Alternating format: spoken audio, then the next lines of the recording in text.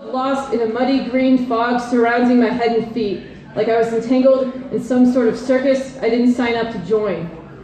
It was as though I'd just been ensnared by the curse of some large, overshadowing voodoo queen. Muddy fog, all within my mind, surrounded me.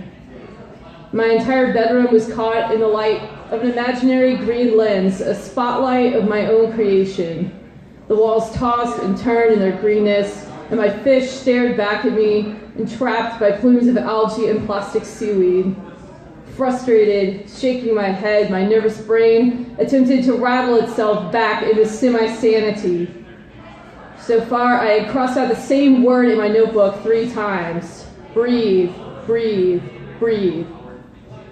I crossed it out until it was written flawlessly, at least to my own messed up standards. When that was coupled with my nervous state of mind, the line between fantasy and reality tended to be jagged. There was nothing else to do at that moment besides wait for the throbbing between my temples to reach a state of semi-calm, to subside, like waves slowing down, the ebb beginning. I imagined an ocean where the waves calmed and the storm clouds floated away. I tried to remind myself that this strife with myself and my family, and really a lot of things, was not the end of the world, but it damn sure felt like it. I leaned back in my grungy chair and tried to catch my breath. All I could do was roll my eyes languidly towards the fish tank pushed against the wall. It was covered in slimy algae, and the 2 fish still alive were not looking happy to be there. Even their small, yellow bodies didn't glimmer as boldly as they used to. "Hey, how are you doing?" my mother asked, cracking the door slightly ajar. Her hair was a frazzled mess. "I'm fine, what's up?" "I'm just checking on you." "Okay. Dinner's on the counter." "Thanks." She nodded, looking off into space. Her thin eyebrows twitched. The fact that the fish stood out so dankly against the rest of their tank, and even the room with its long, black curtains, just made me feel even more guilty. Maybe they'll call the cops on me for this recent bout of animal abuse, I thought. I hoped that my jail cell would be cleaner than the garbage dump I'd let myself get caught into. When I was this 18-year-old teenager, I felt helpless to change my situation. I was stuck at home with a family I didn't quite get along with, and with an uneasiness of mind that went undiagnosed, and, as far as I could tell, unnoticed. I knew something was wrong, but I just couldn't put a finger on it. Sydney, my mom, would get so furious that her hair would frizz up whenever I stopped cleaning the dishes to work on some trigonometry equations or chemistry worksheets, high school homework. Layers of old socks upon layers of dirty flannel upon layers of ugly, free t-shirts conglomerated together on the floor of my room, threatening to overpower the small space with its putrid stench. I had this beautiful painting of Medusa hung up on the far wall adjacent to the fish tank. I thought it was cool at the time. Framed in faux mahogany, the agonized head of Medusa, plastered against the backdrop, screamed out at me, mouth open wide in despair. Coils of snakes flowing out from her head. Her cheeks were stretched thin, her skin was pale and ghostly. She reminded me of the people I had seen right after the passing of Katrina, the looks of fear, of horror, of having been raped. Medusa's eyes had that same reflection which befalls some of the busts of the ancient Greeks, soulless and unforgiving of what had been done to her. Medusa was the only thing that seemed to bring some sense of order to my otherwise terrifying room. But the green tentacles curling on her head, the ghostly cheeks, the gasp of horror which strained her skin, it was not very calming. Orderly disorder, it wasn't helping me at all. The picture intrigued me at the time, but the green color was driving me off the wall. All the green in my room made me feel like I myself was turning green from the tips of my fingers to my lungs and throat like a Frankenstein creation. It encapsulated me. I felt like a character out of a picture book, straight from human to cartoon character to sun-sucking vegetation. I had been slightly nauseous for the past 2 weeks or so. I thought my skin would really start turning green soon, the way people supposedly start to resemble their dogs after being around them for too long. We used to have a dog named Scooter who would follow me to the corner as I walked to go catch my bus to school.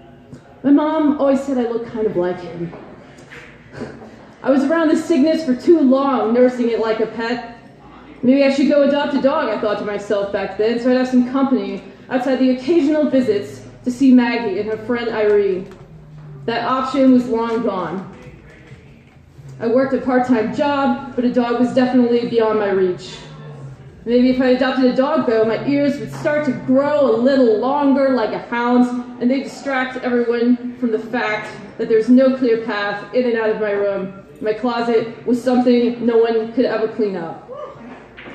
Sometimes people would ask me why I couldn't manage to clean up my room, and I bluntly avoided any questions of the kind. I kept a journal every day, noting every single task I had to do, printed neatly, and checked off when each task was complete. You could say I was a little neurotic. I didn't like the term, though. I had Post-it notes covering my walls in colorful hues. I always knew it had to be done and when to do it. It might not work for everyone. Actually, it probably wouldn't work for most people, but it worked for me, and that's what mattered. It worked in the sense that it kept the fog in my mind under control, despite the fact that it never seemed to completely do the job. My visitor's next question was usually why I only had this single picture on my grimy walls and why it was this sick painting of Lady Medusa, whose face constantly eyed me from its dusty corner, contorted in agony.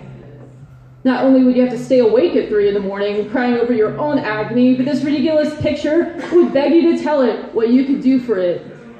After a while, I stopped having visitors altogether. I was ashamed of my room, of my own existence.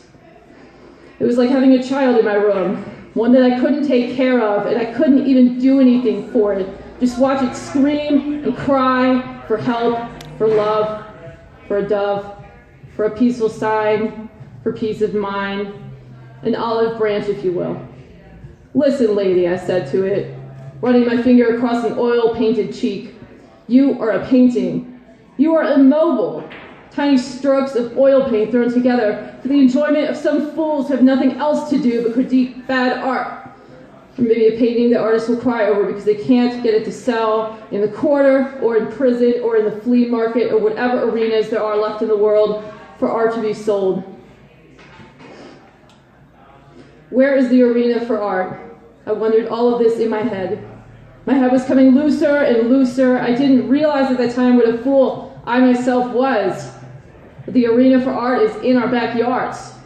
The arena waits for us to show up in shining armor, to be up to the challenge, but we can't always afford shining armor, can we? I like to think I was the antithesis of the typical reality show watching bastard who runs around in his yellow Hummer to go work his 9-to-5 job and goes home alone because his kids are staying with their mother right now. Their mother works 9 to 5 also, but twice as hard, thanklessly. Everyone's too busy consuming as much high-end coffee as they can drown themselves in to ever care about anything outside themselves. The culture in America today is making people numb to the point that family doesn't matter anymore. Changing sexist standards of living don't matter anymore.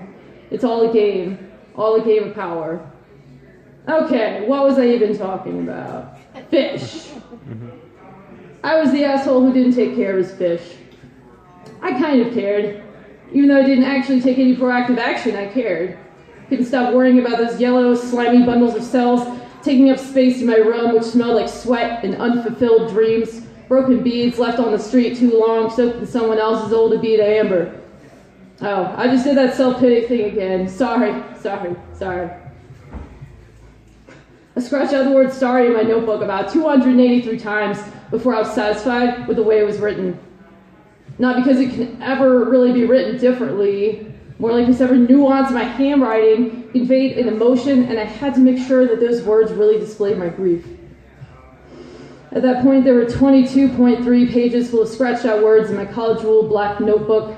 I could never just write out a word and move on to the next one. My thoughts, yes, but not on paper. Maybe that says a lot about why I treated these fish like garbage. They were actually swimming in their own feces. Not to mention the edges of the glass were becoming filled in with green mold that slightly resembled my teeth at that time. I didn't really care much about personal hygiene back in the day.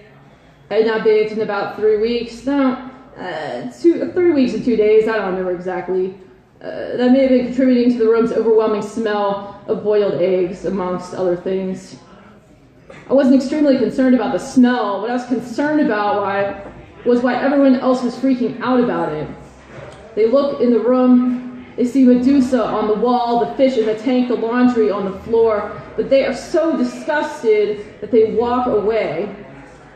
The question in American society is never, hey, maybe we should do something about this, but rather, this isn't my problem. That's the prevailing attitude. If it isn't my room, it isn't my problem. Everybody's got a room, I sure as hell have my own. It's in our heads, and everyone has their fish. Everyone has their stack of magazines from 2005, or the comfy old mothball-covered wool oatmeal sweater they can't bear to throw away. The stuff they can't get rid of, because it appears behind their closed eyelids at night. But when they walk into someone else's room and see a glimpse inside someone else's screwed up mind, that's what they can't handle.